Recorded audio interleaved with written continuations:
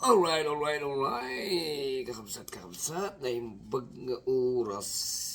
Tayo aming karkarkaro kana kayo nga data Pilipinas. Okay, alright. Good team. Damang tiket yung kahit kung pagtungtungan tayo no malagip yun iti nangyari kini Governor Ruel Digamo ijay Negros Oriental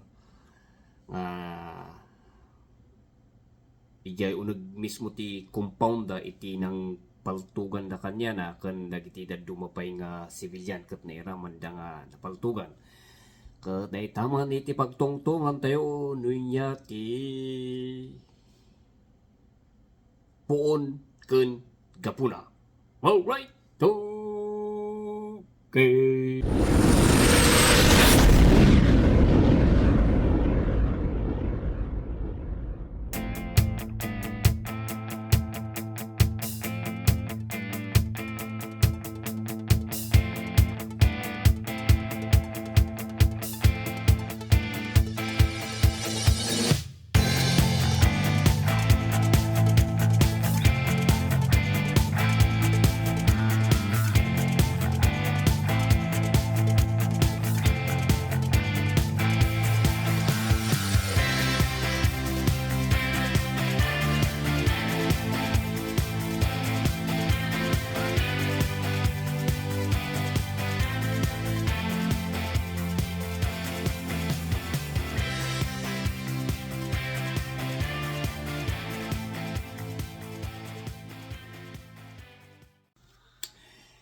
Alright. Okay.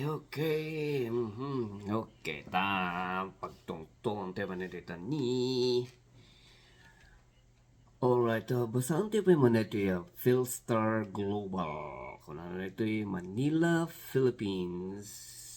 The Supreme Court has dismissed the petition filed by Pride Henry Tivis against the Commission on Elections for awarding the votes garnered by a nuisance candidate in favor of Governor Ruel Digamo. So,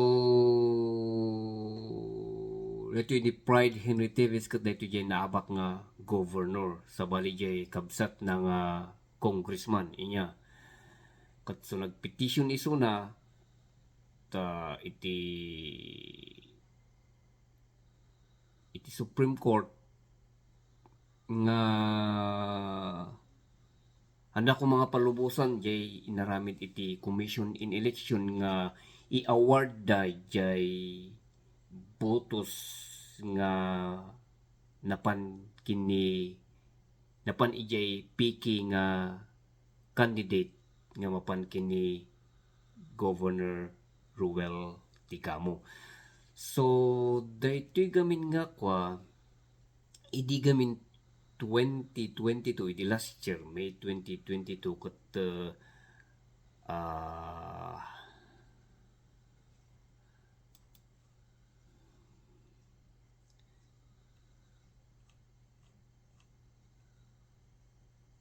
so ada ti duwa nga Ruel Digamo nga nagtaray inya.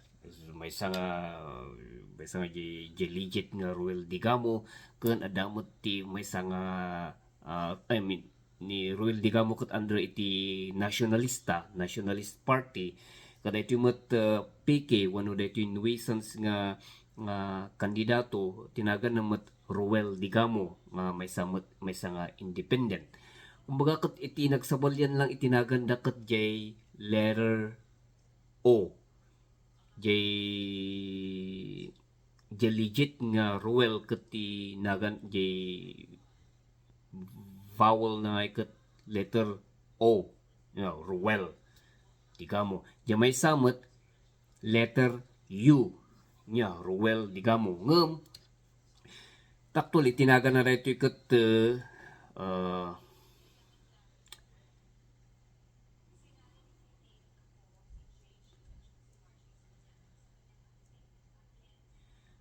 actually tinaga na reto kat haan nga Ruel Digamo no diket Grego Gaudia. Ano, Grego Gaudia. Ang mo, iti, iti pronunciation tinaga na. Dahil tinaga na Grego Gaudia. Kasla lang nga, inusar na lang iti Ruel Digamo, nga siyempre, ako nato yung ikat nuisance, kasla nga dadaon lang iti election. So, as a result, naabak ni Ruel Digamo. Ijay nangyari nga dahil. Siyempre,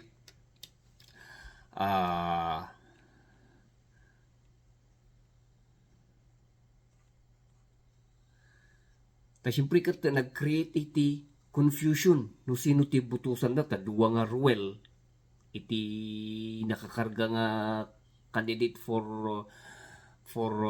governor kat na-confuse dagiti tattao.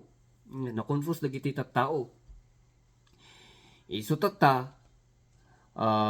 iso nga damot lang iti kumbaga kat ada iti basol iti komilik iti daytoy nangyari nga daytoy. Yan nga may dineta talaga nga nabasol na ditoy.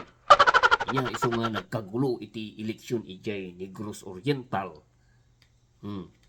Iso nga tinangabak ijay nga time ni pinangabak final decision iti komilik tinangabak ti governor iti Negros Oriental ket ni Henry Teves iso ti nagbalin nga governor.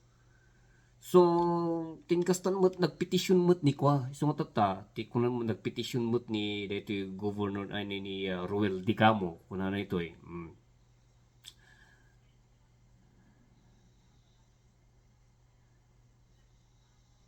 Kunan na ito eh. Digamo o Ruel Digamo, dito yung legit nga Ruel. Lost the gubernatorial race to Pride Henry Teves in the May 2022 elections. However, back in October 2021, during the run-up to the elections, Digamo filed an electoral complaint to have another gubernatorial candidate, an almost namesake known as Ruel Digamo, be declared a nuisance candidate, meaning to confuse and deceive the electorate. So, hindi pala ang gayam early 2021 nga nagpetisyonan wano nag-file ni Ruel Digamo ti complaint about iti daytoy tao nga agnagan iti Ruel Digamo.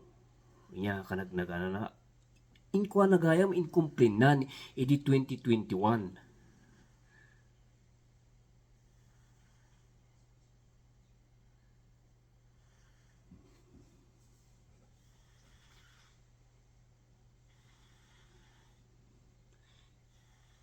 Inkwanan gayam riri na incomplainan amupay no niya tinangyari apay nga nagkuti iti Comelec kung napay ditoy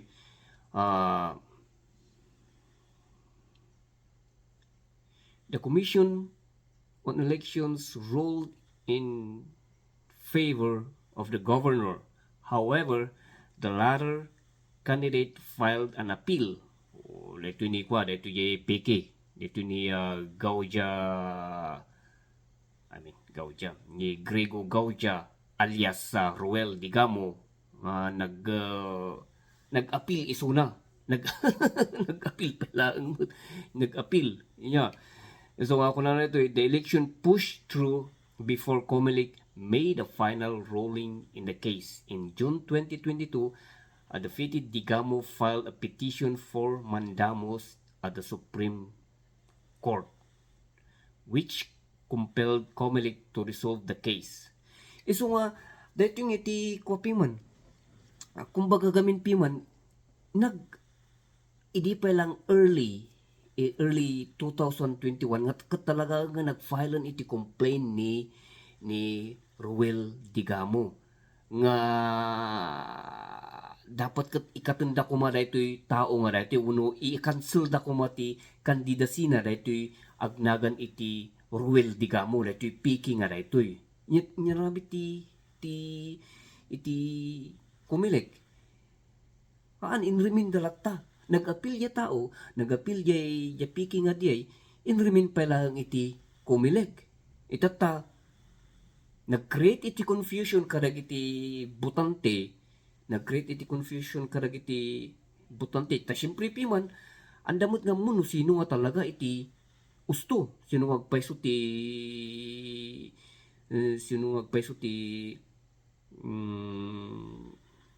usto nga Ruel Digamo. Iya, ta siyempre dagiti tatao karkaro dagiti babakat ken lalaki basta Ruel latan. Iya, anda mo kita ni spelling na Muslimot lang dagiti tatao ket basta Ruel. Basta may pronounce mga Ruel isu diayon. Isuratan. Iya pre dagiti tatao anda nga kitkitan diay. Tata nang create iti confusion. Tinangabak ni TV Star na jengol jakunan ngol piman ni Ruel Digamo nga it will just create confusion kadagiti tattao anda nga muno sun ibutos da. Dagiti mutmum nga commission on election inkarga nga pelaan. Tata nya tingkastan ni Ruel Digamo nag-file iti complaint ijay Supreme Court nga dapat ket iresolba na ito. So tata idi isuway di October 3, 2022 kuna na ito Comelec uphill their earlier decision in transferred votes obtained by Ruel Japike nga kandidato to Ruel, proclaiming him the election's true winner. So, pasyamot lang no, tatay di nag-appeal isuna, talaga kinuwan iti pinanigan iti ti Supreme Court ni Ruel Digamo. Siguro ay inya taramidin nyo ako milik inya taramidin nyo tay dapat simpuan nyo deta pa nga deta. Tata nagputi ti Comelec ay nagputi ti Comelec inbabawi lang the first nga decision da iti past.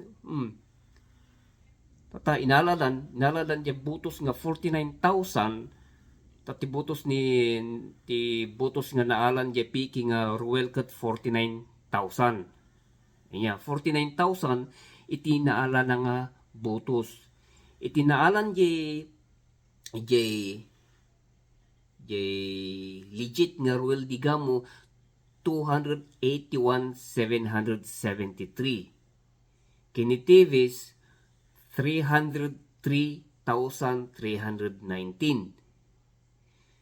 So inalan ti Comelec ya 49,000 inayon dayjay botos nga 281,773 nga naikwakin ni Ruel Digamo. Isu nga inayon da tatan isu ti nang pangabak kanya na.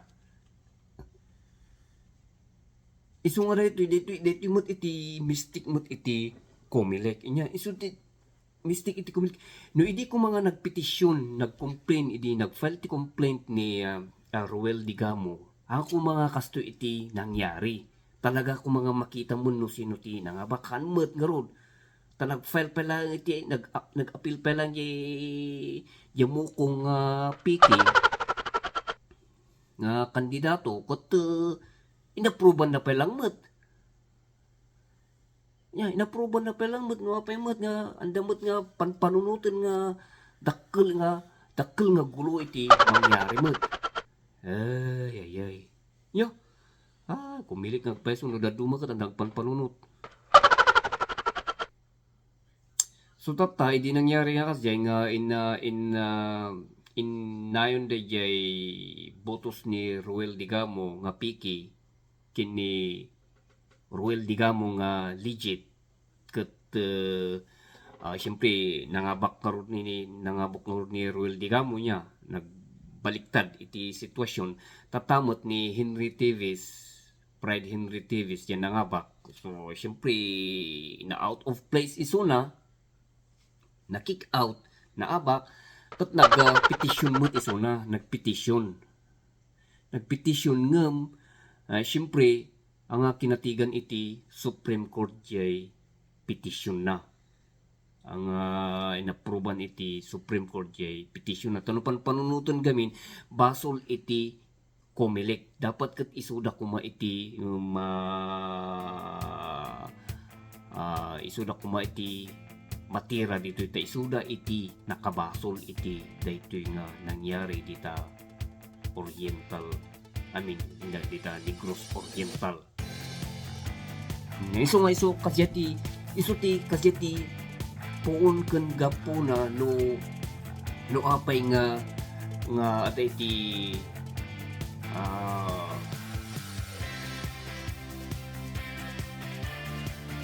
no apay nga kunato yung adati nangyari iti after that one, after the nangyari nga din na assassinate ni Ruel Digamo iti March 4, 2023 inya na assassinate isuna iti unod iti compound ang mismo natay isuna ken dapat iti niaraman nga civilian nga natay ilag iti suspect dati da nga membro iti Philippine Army. So kasi iti nangyari so iti gapuna no apay nga dati gulo nga nangyari iti Negros Oriental. Tatan iti kaslang tiraundan nga yung mapalpet tayo pwede kwa ti question dito aping sino nga tati ng kaslangan ng wala kung bagakat sino ti kaslanga apay nga inaramid ni Grego Gaudia tijay nga apay nga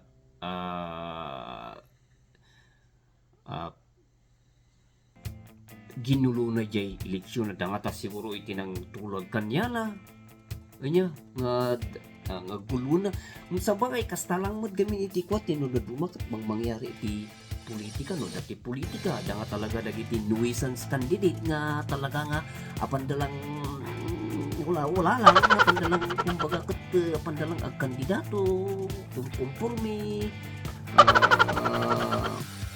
basta lang apandag kandidato mo talaga mo nga handa mo nga talaga nga sincere nga talaga nga kahit para iti jay position na di kas lang ang mapandalang ang gulgulo niya dagi nuisance na kandidato nung dahito tinangyari kami dahito ikot apay nga tinulan na janagan ni Ruel niya kas lang nga dati kas lang behind the scene iti dahito yung nangyari iti dahito yung nangyari mabalin siguro nagtaray nga kinagan na lang ito inusar na mutla nga Grego Gaudia lumapay nga inusar na ito Ruel Digamo niya isip lang no na siguro iti kakutsaba na nga sabali nga politician na kasugat ko kumuto iti